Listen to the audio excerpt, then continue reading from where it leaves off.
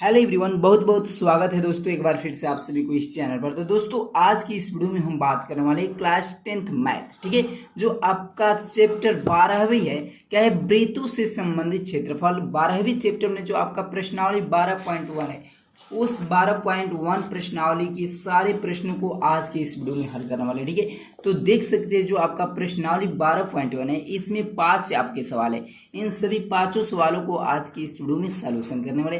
तो आपका फर्स्ट सवाल का है, कह रहे कि दो वृत्तों की त्रिज्याएं क्रमशः 19 सेंटीमीटर और 9 सेंटीमीटर है, तो उस वृत्त की त्रिज्या ज्ञात कीजिए जिसकी परिधि इन दोनों वृत्तों की परिधियों के योग के बराबर है। कहने का इसका मतलब है कि दो वृत्त दे दिया गया है, ठीक है, और उन दोनों वृत्तों की जो त्रिज्याएं है हमें पता है, ठीक है, और उस वृत्त की त्रिज्या ज्ञात कीजिए जिसकी परिधि उन दोनों वृत्तों की परिधियों के योग के बराबर है। कहने का मतलब कि जब इन दोनों वृत्तों को हम जोड़ेंगे तो इसका जो परिधि होगा इन दोनों वृत्तों की परिधियों के योग के बराबर होगा, ठीक है। तब हमको त्रिज्या ज्ञात करना है, ठीक है। तो हम यहाँ पर देख सकते हैं, लिखेंगे कि मान लीजिए यहाँ पर जो आपका पहला वृत्त है उसका जो त्रिज्या है, मान लीजिए R1 इजकल टू कितना है, R1 इजकल टू इसमें दिया है 19 सेंटीमीटर। कितना दिया है? 19 सेंटीमीटर। यहाँ पर देख सकते हैं 19 सेंटीमीटर है, तो यहाँ पर लिख लीजिए 19 सेंटीमीटर, ठीक है, R1। और R2 इजकल टू लिख लीजिए, R2 इजकल टू जो है आपका 9 सेंटीमीटर है, 9 सेंटीमीटर, तो यहाँ पर लिख लीजिए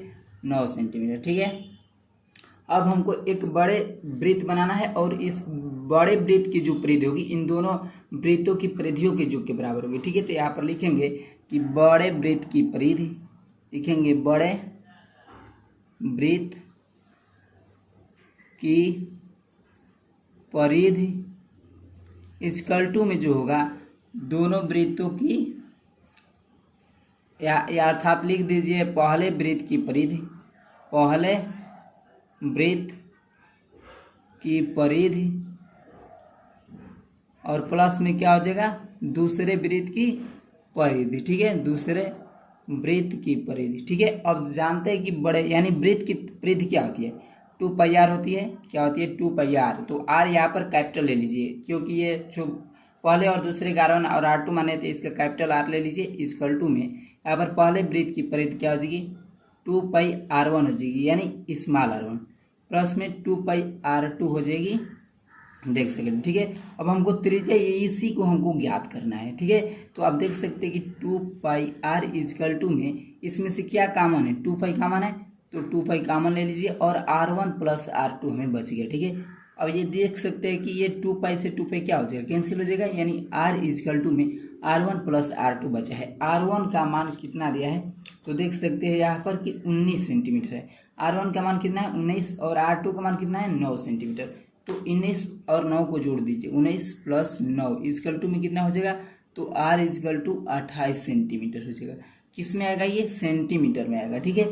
यहाँ पर देख सकते हैं कि ये जो त्रिज्या है सेंटीमीटर है, तो ये भी त्रिज्या आपकी सेंटीमीटर में आएगी। आपका 2 नंबर सवाल यहाँ पर देख सकते हैं क्या है।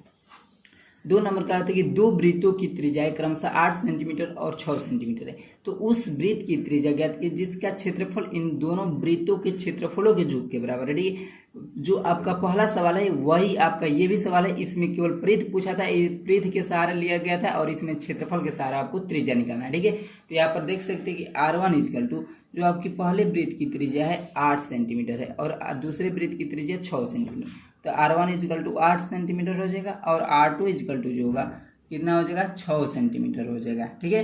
अब देख सकते हैं यहाँ पर लिखा गया है कि जिसका क्षेत्रफल इन दोनों वृत्तों के क्षेत्रफल के योग के बराबर है, तो यहाँ पर लिखेंगे कि बड़े वृत्त का क्षेत्रफल, बड़े वृत्त का क्षेत्रफल इजकल टू में क्या हो जाएगा, तो पहले वृत्त का क्षेत्रफल और प्लस में दूसरे वृत्त का क्षेत्रफल हो जाएगा। क्या हो जाएगा, पहले वृत्त का क्षेत्रफल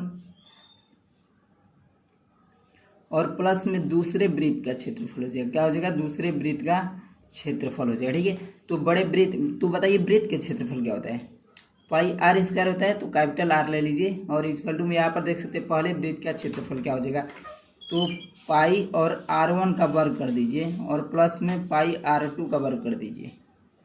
यहाँ पर देख सकते हैं इसमें कॉमन है पाई, तो यहाँ पर लिख लीजिए पाई R स्क्वायर इजकल टू में पाई को जब कॉमन करेंगे तो R1 का वर्ग हो जाएगा और प्लस में क्या हो जाएगा R2 का वर्ग हो जाएगा, यहाँ पर कोष्टक लगा लीजिए। और इस पक्ष में भी पाई है और इस पक्ष में पाई है, तो पाई पाई क्या हो जाएगा, कैंसिल हो जाएंगे। ठीक है, तो देख सकते हैं कि R² इजकल टू क्या हो जाएगा, R1 का वर्ग। R1 कितना दिया है, तो 8 दिया है, और R2 क्या दिया है, 6 सेंटीमीटर। तो 8 का वर्ग कितना होगा, 64, और प्लस में 6 का वर्ग कितना हो जाएगा, 36 हो जाएगा। अब इसे जोड़ दीजिए, R² इजकल टू कितना हो जाएगा, 64 और 36 को जोड़ेंगे तो कितना हो जाएगा, 6 4 10 और 6 3 9 1 10। ठीक है, 100 हो गया। तो R इजकल टू क्या हो जाएगा, ये अंडर रूट में आ जाएगा 100। ये किसका वर्गमूल है, तो 10 का है। तो इस जो आपकी त्रिज्या प्राप्त होगी कितना हो जाएगी, 10 सेंटीमीटर। ठीक है, अब 3 नंबर इसमें देख सकते हैं कि आकृति 12.3 एक तीरंदाजी लक्ष्य को दर्शाती है। तीरंदाजी लक्ष्य को दर्शाती है जिसमें केंद्र से बाहर की ओर 5 क्षेत्र गोल्ड दिया है, रेड दिया है, ब्लू, ब्लैक और व्हाइट दिया है। ठीक है, देख सकते हैं जो आपका 12.3 आकृति है इसमें गोल्ड, रेड, ब्लू, ब्लैक और व्हाइट दिया गया है। ठीक है, और आगे देख सकते हैं जिनमें अंक अर्जित किए जा सकते हैं। गोल्ड जो आपका अंक है, गोल्ड वाले क्षेत्र का व्यास जो है 21 सेंटीमीटर तथा प्रत्येक अन्य पट्टी यानी गोल्ड से जो आपकी ये पट्टी है इसके बीच की चौड़ाई क्या है, 10.5 सेंटीमीटर है। तो अंक प्राप्त कराने वाले इन 5 क्षेत्रों में से प्रत्येक का क्षेत्रफल ज्ञात करना है, यानी गोल्ड का, रेड का, ब्लू का, ब्लैक और व्हाइट, ये 5 पट्टी का क्षेत्रफल आपको ज्ञात करना है। तो सबसे पहले हमको ज्ञात करेंगे गोल्ड का, इसके बाद रेड का, और इसके बाद ब्लू और ब्लैक व्हाइट। इस प्रकार हमने ज्ञात करते चलेंगे। तो क्षेत्रफल ज्ञात करने के लिए हमसे सबसे पहले त्रिज्या ज्ञात करना पड़ेगा। ठीक है, तो चलिए सबसे पहले गोल्ड की त्रिज्या क्या है, व्यास दे दिया 21 सेंटीमीटर, त्रिज्या क्या हो जाएगी, 21/2 हो जाएगा। ठीक है, तो यहाँ पर देख सकते हैं आप कि जो आपका गोल्ड है इसकी त्रिज्या कितने है, व्यास दे दिया है हमें 21 सेंटीमीटर व्यास है, तो त्रिज्या कितनी हो जाएगी, 21.2 सेंटीमीटर हो जाएगा। ठीक है, और हमें ये त्रिज्या है, ये क्या है, त्रिज्या है। तो और इसका क्षेत्रफल ज्ञात कीजिए। क्षेत्रफल इजकल टू क्या होता है, वृत्त का क्षेत्रफल इजकल टू क्या होता है, पाई आर स्क्वायर होता है। ठीक है, तो यहाँ पर पाई हो जाएगा, और आर का मान कितना है, 21.2 है, तो इसका वर्ग कर दीजिए। ठीक है, यहाँ पर पाई इस और गुणा कर दीजिए। 21 का वर्ग कितना होता है, तो 20 का वर्ग 400 और 21 का 441, बट्टा में 2 का वर्ग 4 हो जाएगा। ठीक है, और यहाँ पर पाई का मान रख दीजिए 22/7, 22/7 गुणे 441/4। अब देख सकती है 7 से कटाइए, 7 दूनी 7 सक 42 हो जाएगा, और 2 बचेगा, यहाँ पर 21 होगा, यानी 7 का 21 कट जाएगा। ये 7 से 63 में 22 से गुणा कर दीजिए। चलिए 22 में 3 से गुणा करेंगे तो 22 तिहाई 66 हासिल 6 बचेगा, और 22 में 6 से गुणा करेंगे तो 6 दूनी 12, 1 13, 132, 6 138 हो जाएगा, यानी 1386, और बट्टा में कर दीजिए आपका 4 है, 4 से इसे भाग कर देंगे।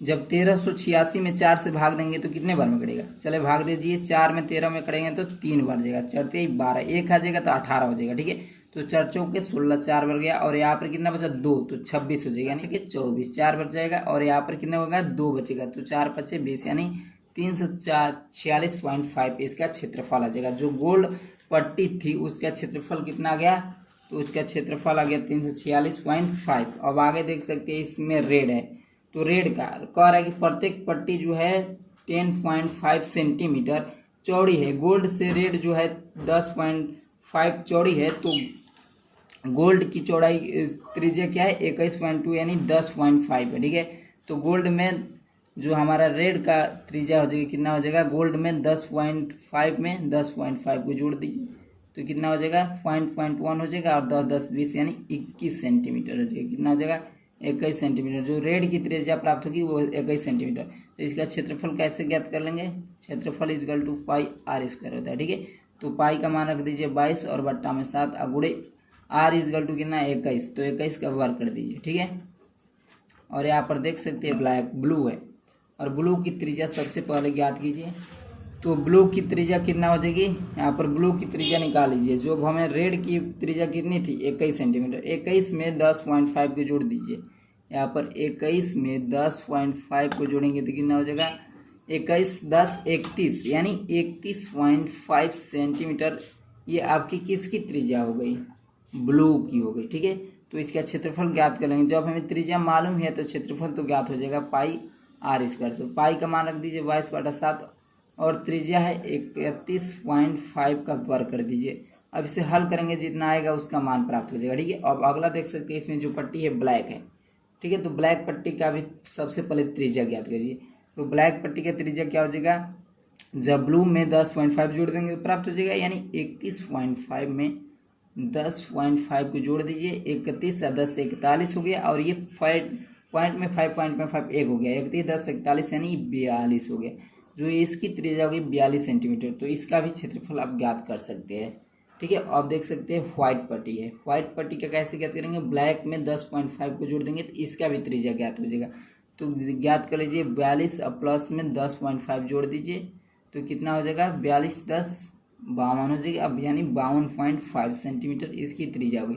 इस प्रकार इसका भी क्षेत्रफल ज्ञात कर सकते हैं। अब इस प्रश्न का जो आपका 4 नंबर सवाल है, देख सकते कह रहा है कि किसी कार के प्रत्येक पहिए का व्यास 80 सेंटीमीटर है। किसी कार के, मान लीजिए कार है और उस कार की जो ये पहिया है और इसकी जो व्यास दिया है 80 सेंटीमीटर दिया है, तो त्रिज्या कितना हो जाएगा, r = 40 सेंटीमीटर हो जाएगा। कह रहा है कि यह कार 66 किलोमीटर प्रति घंटे की चाल से चल रही है, तो 10 मिनट में प्रत्येक पहिया कितने चक्कर लगाएगी। 66 किलोमीटर प्रति घंटे यानी 1 घंटे में 66 किलोमीटर, तो हमें 10 मिनट का ज्ञात करना है। तो सबसे पहले यहाँ पर ज्ञात कर लीजिए कि प्रति घंटे यानी 1 घंटा में कितने किलोमीटर, 66 किलोमीटर। तो यानी 60 मिनट की ये बात हो रही है, 60 मिनट में 66 किलोमीटर, तो 1 मिनट में कितना हो जाएगा, जब 1 मिनट का ज्ञात करेंगे तो 66/60 यहाँ पर मिनट में आ जाएगा, ठीक है। और यहाँ पर 10 मिनट हमें ज्ञात करना था, क्या कह रहा है, 10 मिनट का ज्ञात कीजिए 10 मिनट में।